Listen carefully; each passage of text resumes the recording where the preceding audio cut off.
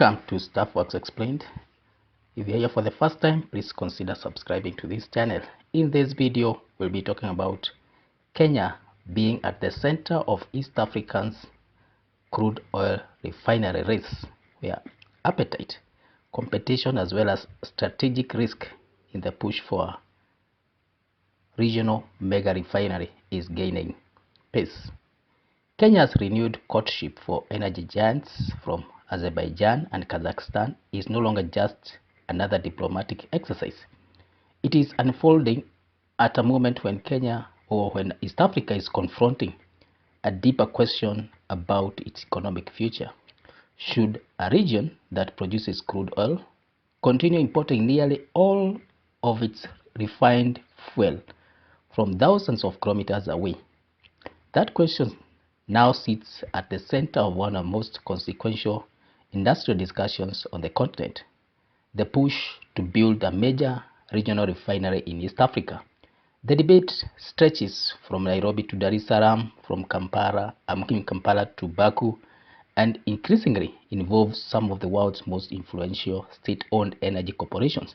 It also places Kenya in a delicate balancing act, pursuing strategic partnership with state energy firms such as State Oil Company of Azerbaijan Republic and KazMunayGas, while at the same time keeping open the possibility of a privately led project backed by Nigerian billionaire Aliko Dangote. At the stake is far more than fuel. The refinery debate touches energy security, regional influence, transport corridors, industrialization, petrochemicals, fertilizer production, and ultimately which East African port city could emerge as the region's dominant energy gateway for the decades to come. President William Ruto's recent engagement in Azerbaijan and Kazakhstan must be viewed through that wider lens. In Baku, Kenya held discussions with Azerbaijan officials and SOCAR on oil and gas cooperation, LNG, liquefied natural gas, geothermal energy, and downstream investment opportunities. Kazakhstan discussions similarly focused on trade, transport, energy cooperations through structures linked to sovereign wealth fund Samruk Kazina, which controls KazMunayGas. No binding refinery agreements have been announced with either countries, but the direction of travel is unmistakable.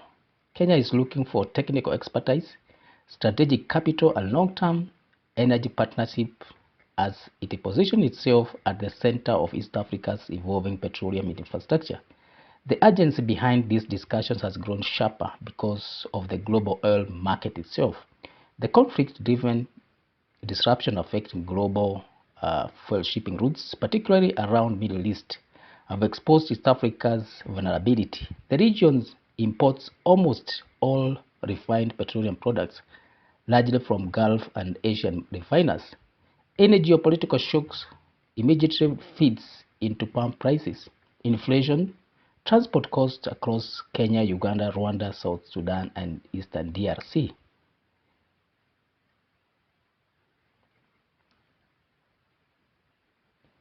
Now, for Kenya, the issue is also deeply domestic.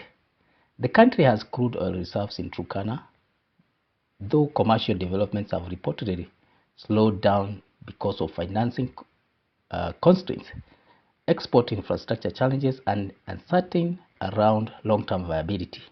Kenya Petroleum Refinery Limited in Mombasa, once the country's refining hub, stopped refining crude oil years ago, and today mainly serves storage functions. That leaves Kenya in an unusual position of being an emerging oil producer and a major importer of refined fuel. Contradiction. The proposed East Africa refinery is meant to address precisely that contradiction.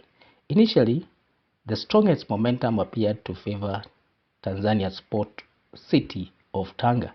In April, Ruto publicly said East African states were discussing a joint refinery at Tanga that would process crude oil from Uganda, Kenya, South Sudan, and DRC. That logic was straightforward.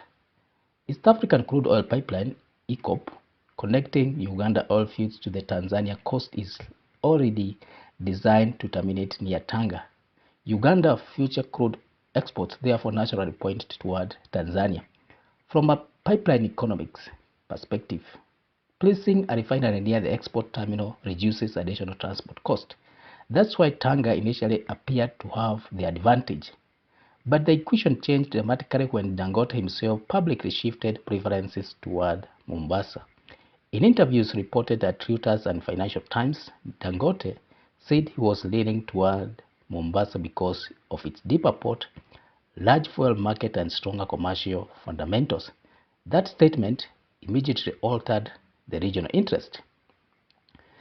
Mombasa already serves as the petroleum gateway for much of East and Central Africa through existing pipeline and storage infrastructure feeding Uganda, Rwanda, South Sudan, and other parts. Kenya also consumes significantly more fuel than Tanzania, giving any refinery located here a larger guaranteed domestic market from the outset. The question now is whether commercial logic outweighs existing pipeline geography. President Samia Suluhu Hassan of Tanzania later revealed she had not been consulted before the initial public announcement about Tanga hosting the refinery. Her subsequent meeting with Dangote was widely interpreted across regional political and business circles as an attempt to retain Tanzania's position in the negotiation, though neither said publicly framed it that way. Dangote also later held discussion involving Ugandan President Yoweri Museveni, underlining Kampala's importance in any future arrangement. Uganda's position is particularly complicated. Kampala is already pursuing its own refinery project, which is a planned 60,000 barrel per day facility backed by United Arab Emirates-based Alpha MBM investment. Uganda's long-standing objectives has been to refine part of its crude oil domestically rather than export everything in raw form.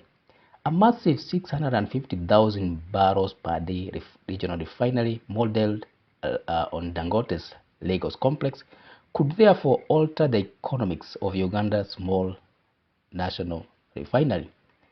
A regional mega refinery would likely enjoy stronger economies of scale, lower per unit processing cost, and broader export reach.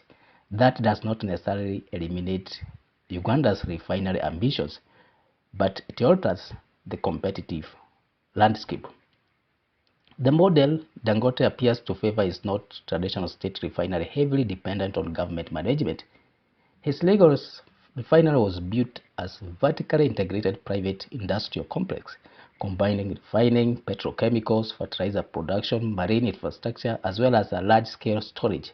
East African proposal appears to follow that same template: a commercially driven regional refinery with government political backing, pipeline integration, and protections against cheap imported fuel flooding the market. That distinction is important. Kenya does not appear interested in building and financing such a refinery alone. The scale, estimated to be at between $15 and $17 billion, would be among the largest industrial investment in African history. The government instead appears to be assembling a coalition which includes state energy partnerships from Eastern Asia, Azerbaijan, and Kazakhstan, regional crude supply arrangements, and potentially a private sector industrial operator such as Dangote. Yet the biggest unresolved issue may be physical geography itself. A 650,000 barrel per day refinery is huge. Dangote's Lagos refinery occupies thousands of acres alongside dedicated marine terminals, as well as tank farms, petrochemical facilities, and industrial support infrastructure. Mombasa possesses clear advantages in existing petroleum logistics and port depth, but land availability is tighter than in Tanzania, which is less congested, the Tanga corridor. Any project on the scale being discussed would likely require major land acquisition outside the traditional urban core, alongside expanded port and transport infrastructure. Tanga, by contrast, offers more undeveloped coastal space as well as direct alignment with East African crude oil pipeline EACOP, which is almost nearing completion. So who currently holds the advantage? Commercially, Mombasa increasingly appears stronger because of the market size, infrastructure maturity, as well as established fuel distribution networks. Strategically, Tanga still retains leverage because of Uganda's pipeline infrastructure already points there. Politically, no government wants to lose such a transformative project, and that's why Kenya's parallel outreach to SOCAR of Kazakhstan, or Azerbaijan and Kazakhstan and other energy partners matters so much.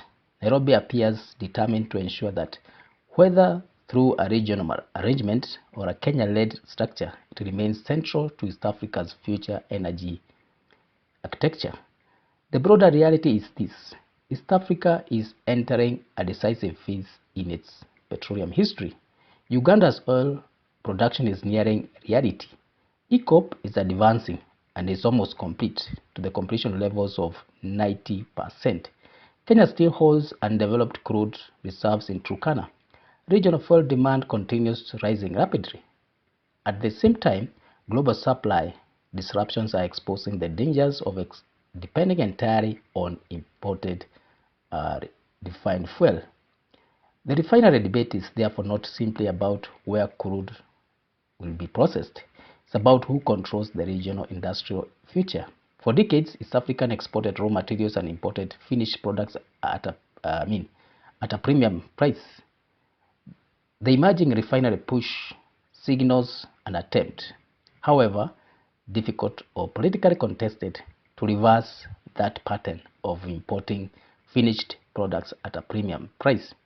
Whether the final answer lies in Tanzania Tanga or Kenya Mombasa or hybrid regional arrangement, one fact is becoming increasingly difficult to ignore: the era when East Africa could remain merely consumer in the global energy system is drawing to a close, and probably very soon. So we'll see whether it's sooner or soon.